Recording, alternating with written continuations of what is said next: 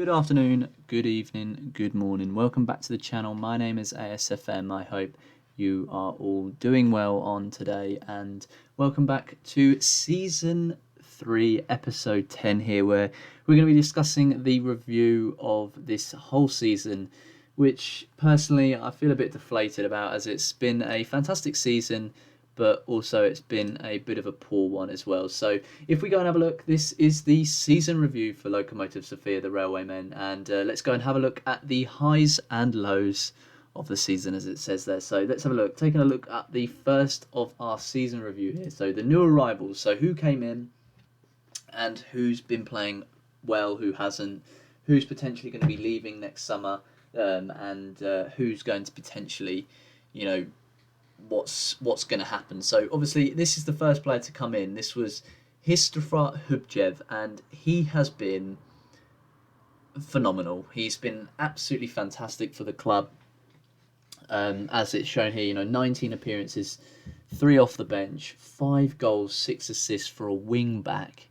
A fullback, sorry, and he's just been absolutely incredible, really, really solid. Yeah, I think he's become I think he's taken over Ilev to become first starting fullback, and Ilev's there, and he had 3 assists, 23 appearances, 5 off the bench, and playing at 6.83 average rating. He didn't have a very good season, but it's good to have Ilev there, and he's a strong point. And he's only 23, so he's got ample of time to grow. And whereas Hubjev is going to be now, I think he's really set himself as being the starting fullback for us for the next couple of years. And the next player they brought in was Petrov. He comes in with 1 appearance and 4 off the bench, just as someone just to fit the bill when needed. And I think it's safe to say it's the same for on 11 as well. The rest of the players to come in here were just sort of youngsters. So the main one was Hubjev, who came in for 11,000, and I think he's definitely repaid that, and he's worth treble that now, which is brilliant to see. So the transfers going out was Pedro. We got 46,000 for him, which was fantastic. He went out as he's just not good enough for our league. I think he was working at second league, and then Ilanov, he went on a free, and the next player was Smirnov. He left on a free. I don't think he plays for anyone actually. No, he's still on a free transfer, but yeah, he just wasn't good enough, wasn't up to our level. Here we go. So we go on to then the season results here. And as you can see, so the season ended. We basically did what the board asks. We got mid-table, 7th place, bang on mid-table, which is brilliant. Average home attendance only 12% selling out, which was 2,716 people. And Preslav Burakov was the competition's top goal scorer with 26 goals, man. He's been absolutely phenomenal. But I think realistically this season really sort of did go downhill at the beginning, and I think that's when we really sort of struggled at the very beginning and then started to pick up form. And I just can't seem to get a tactic right with this team, but hopefully now we've found that's a 4-1-3-2, I think that's what it is. So that's what as you can see here, so we're supposed to reach just the 3rd qualifying round. We got knocked out by Hammarby, which was a real shame, because I think we actually deserved to win that game, to be fair. And the Bulgarian Cup, we got knocked out by Ludogorets, absolutely outplayed in that season, and fair play to them. And the Bulgarian Super Cup, unfortunately, was lost to CSKA Sofia. And unfortunately, we just didn't capitalise and haven't won any silverware this year, which is a bit of a shame. But we go again next year, hungry for more. And here we go. So our biggest win was the 5-1 demolishing of Pirin. Match to remember was the Lokomotiv Plodvid game, and goal of the season was Steph. Is there any way I can watch that? No? Okay, apparently you can't watch it, but it was a top draw goal from Lokomotiv's attacking midfielder Steph, as he placed and hits a shot from 26 yards out. Fair enough to him. And here we go. So the club's reputation has gone from national to national. The club's reputation has not changed. Sponsorship deals, there's been no new sponsorship deals and no new more notable deals. So our annual revenue, so for sponsorships, it's gone up by about 100,000, which is good to see. So has broadcasting revenue's gone up by about 17,000. Corporate hospitality gone up by about 3,000, I'd say. But goodness me, competition prize money is just quadrupled, because obviously we've been in the Euro Cup. And matchday income and commercials done fantastically well. But as you can see, we're all going up, we're moving up, and it's good to see. So this is how we lined up. So we lined up in a 4-4-2, and it was Vasil in goal as usual, Hubchev, Kirchev, Stoev, and Bustanov in the defensive lines. Perdomo, he's another player that's probably going to be leaving this summer. Oh, he's already left. He's already gone back. Oh, yeah, because he left. Oh, I forgot to mention this. Yeah, he left in the summer because he got signed by a Colombian team. So he was. I didn't actually realise he had gone until because I had obviously just gone on holiday for a little bit during the sort of off season, and I came back and I was like, where the hell's Perdomo? But he'd gone off. I forgot to mention it in the save. He'd gone off about halfway through the season. And then there's Vlad and Steph in midfield. Not a shock. Those players have been playing the whole season pretty much. And the only time they really got taken off was pretty much due to injury. Todor on that wing, which is pretty impressive actually, because I didn't think Todor's he's probably going to go next season. He's not good enough at the moment. Papazov and Burakov, of course, the two main men up top. And the accolades this season, let's have a look who's won some of the club awards. So we've got Preslav Burakov as the fans player of the season, shock horror. Young player of the season, signing of the season was Hubchev, goal of the season was Steph, top goal scorer with 30 goals in the season was Burakov, most assists was Papazov, most player of the matches was 7 for Burakov, highest average rating was Burakov, Vlad with the most complete passes per 90 minutes. And here we go, record breakers. So the most overall goals scored by a player in a season was Burakov. Most league goals was scored by Burakov. Most goals by a player in a league match of 4. Most assists was Papazov. Shutouts was Vasil, obviously. Preslav Burakov again. Discipline was Vlad. Youngest ever goal scorer, Georgy Yordanov, at the age of 17 years and 77 days. And he's developed quite well, actually. I mean, he's operating at first league level, so hopefully I'll get him loaned out next season and sort of build himself up. And now, so it's gone to the analytic view. So what did the analysts say? So we performed above statistic on average, 1.82 goals per game, expected goals per game. We conceded about a goal per game, which is a bit of a shock horror, as I just can't get this back line to play defensively solid football, unfortunately. So this is what the board want. So the board just continually want me to be established as a first league team, really. So they want mid-table next season, which is absolutely fine. They want me to make the most of set pieces. I don't really want set pieces. So if I suggest that, no. Suggest, no. You still want me that. Okay, so you want me to play with more. I don't play like that. Okay, right. Well, that's what. Hang on a minute. I didn't press spacebar button. What are you doing? Right. Okay. Well, let's go. So we've done that. Team report. Yep. Okay.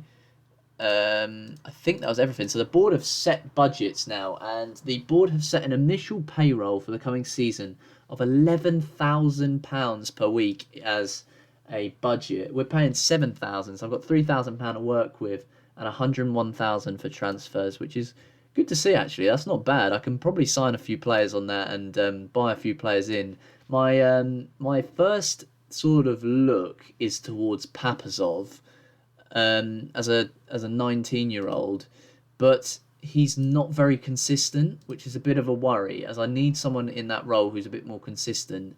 And if what's his name? If obviously this season when he's loaned out, I think it's Yordanov. If he can pick up so if I compare with Yordanov, and we got an attribute. So over most of the ballpark, Papazov's winning, but when it comes to his finishing, first touch, free kick, and heading, which is pretty much quite important as a player, that's where Yordanov just absolutely dominates it. Penalty taking, again, better at penalties, better at technique, and it's sort of battled away in the midfield sort of area, in the mentals area, then when it comes to the physicals, so basically, technically, Georgy Yordanov is better, but physically, Papazov is better, and stamina and strength is obviously that's Yordanov's area. So Yordanov is actually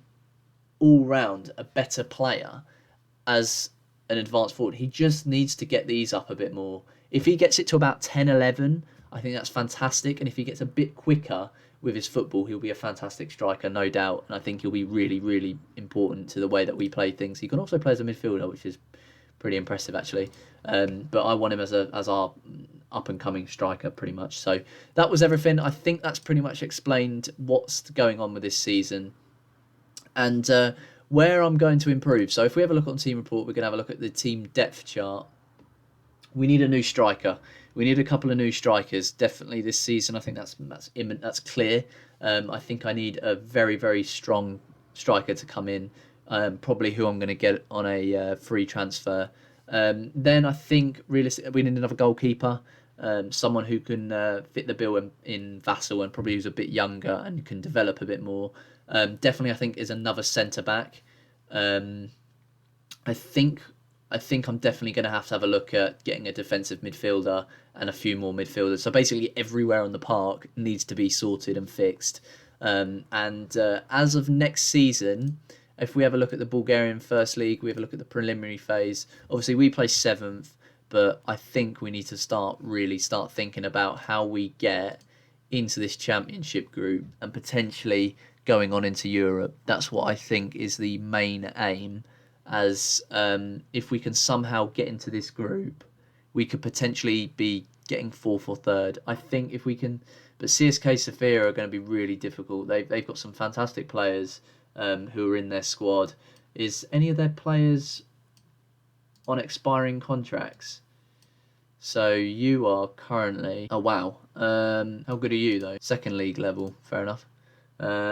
Right, well, what I'll do, I'll have a look through some of these players and I'm going to formulate I'm going to write out some things where I need to strengthen the squad and hopefully we can sort of build a better squad. But in terms of our 3rd season here, I don't think it's been bad. I think we've just established ourselves as a mid-table club. Obviously, we did potentially have a chance to go back into Europe, but unfortunately we couldn't capitalise on it. But we've moved up. Obviously, last season we finished in 8th place. We've moved to 7th. So we are gradually moving up.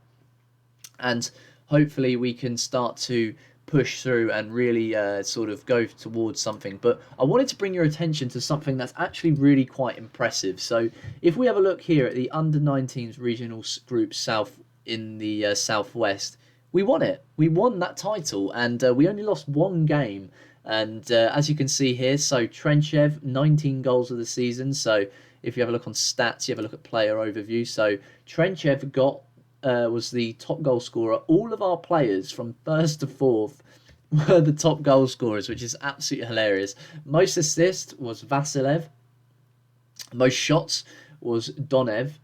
And he only got 18 goals in the season with 112 shots on target. I don't even think that's on target, but yeah, we pretty much just absolutely demolished this league, and which is good to see. I think that means we go into like some sort of playoff round. I think so we got the regional groups promotion playoff round, and I think if you go through this, you then go up into the elite league. So that'd be good to see if the under-19s can make it through that, as that'd be absolutely very impressive. But in terms of Burakov now, this is something else that I saw earlier. He is now wanted by Ludogorets.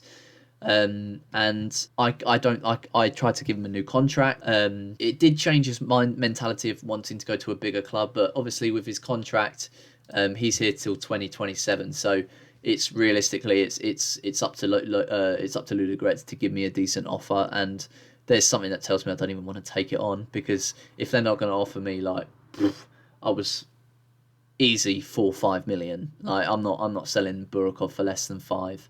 I could probably get it for 5, to be fair. Probably no, it won't be about 5. It'll probably be about 3-4 million. But I just don't think I need to sell him. Like I think he's too good to sell. He's too important to this club.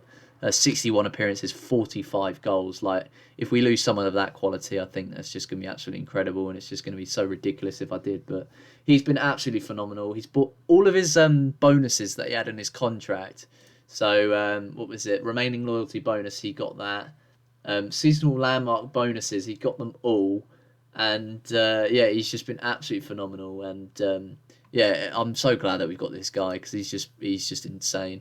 Well, there we are, guys. Thank you ever so much for tuning into this episode, and that's pretty much rounded up season 3 here on my channel. I hope you've enjoyed this video. If you have, please give it a big thumbs up and hit that subscribe button. You know, I've thoroughly enjoyed making this season, and it's a sort of a bittersweet ending, as we couldn't obviously make it into Europe, but we've established ourselves as a mid-table club in this episode, and it's taken us 3 seasons obviously to get out, stay up, and it's obviously taken us 3 seasons to, as I say, stay out or get up, which was obviously winning the second division, and now it's about how we move forward as a club in the 4th season, and potentially looking towards that championship group, and sort of strengthening the areas of where we potentially might even start to push towards, you know, top 6 spaces, which would be absolutely phenomenal. So thank you again for everyone tuning in, and I will look forward to seeing you in season 4, episode 1. So don't go anywhere,